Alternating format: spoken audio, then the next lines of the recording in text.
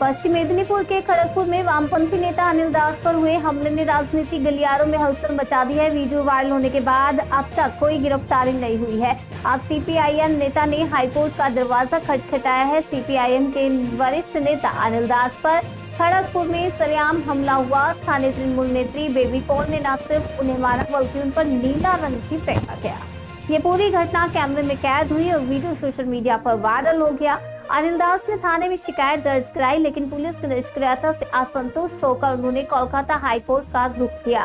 तृणमूल कांग्रेस ने baby Paul को party से शोकॉज नोटिस तो जारी किया, मगर अब तक कोई जवाब नहीं मिला। इस बीच अनिल दास की पत्नी सुष्मिता दास ने मुख्यमंत्री ममता बनर्जी को खुला पत्र लिखते हुए कहा, हम डर के साए में जी रहे हैं। खड़गपुर में इस घटना को लेकर राजनीतिक तनाव गहरा गया है। आम जनता सवाल उठा रही है कि अगर एक बुजुर्ग नेता को सुरक्षा नहीं मिल रही तो आम लोगों की क्या हालत होगी। দেখুন, আমি খুব পরিষ্কারভাবে ব্যর্থহীন ভাষায় আপনাদের কাছে বলতে চাই, পুলিশের বিষয়ে কোনোদিন আমি রাজনৈতিক কর্মী হিসাবে হস্তক্ষেপ করি না।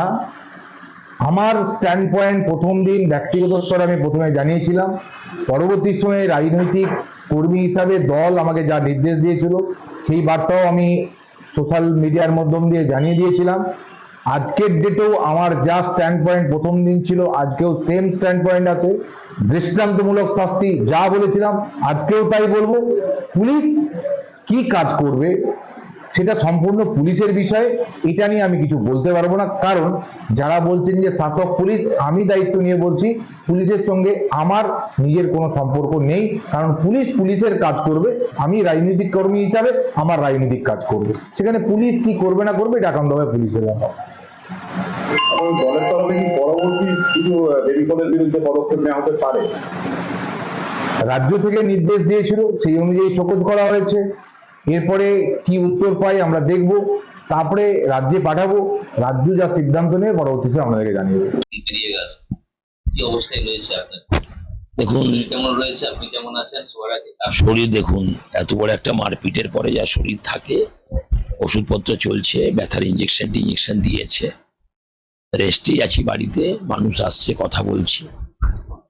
আমার ধারণা ছিল প্রশাসন অ্যারেস্ট করবে, কিন্তু আমি একটু অবাক হয়ে যাচ্ছি যে প্রশাসন অ্যারেস্ট করছে না।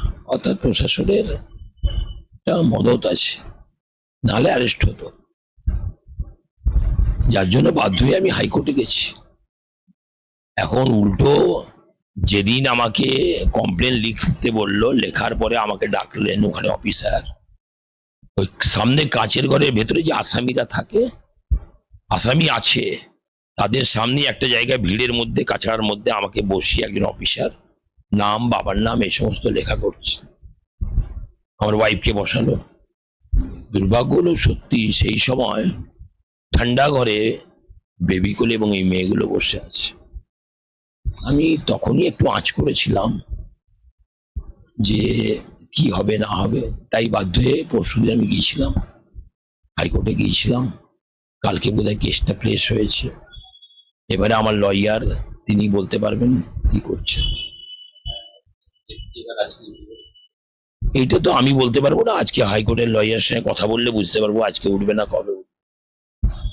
প্রশাসনের কোন কর্তা ব্যক্তির মদতে বা প্রশাসনের কোন স্তরের মদতে দেখুন, প্রশাসনের কোন কর্তা ব্যক্তি এটা তো আমার পক্ষে বলা মুশকিল, কিন্তু প্রশাসন ছাড়া তো এরকম ঘটনা প্রকাশ্য দিনে ঘটা যায় না।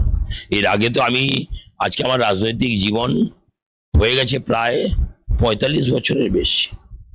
আমি কোনোদিন দেখিনি যে এরকম জিনিস অন্য কোনো নেতার ক্ষেত্রে ঘটেছে।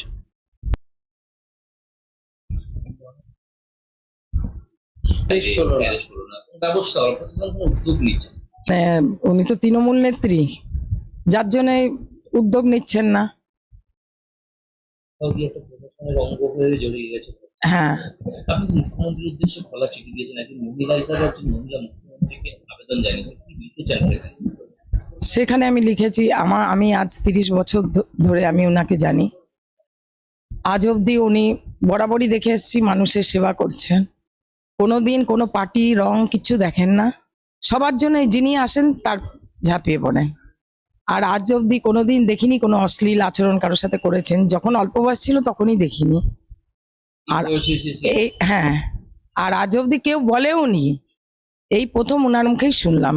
আর যিনি যেই মহিলা যার বিরুদ্ধে অনেক অনেক বদনামি আছে, কোনো বুড়ি বুড়ি অভিযোগ আছে।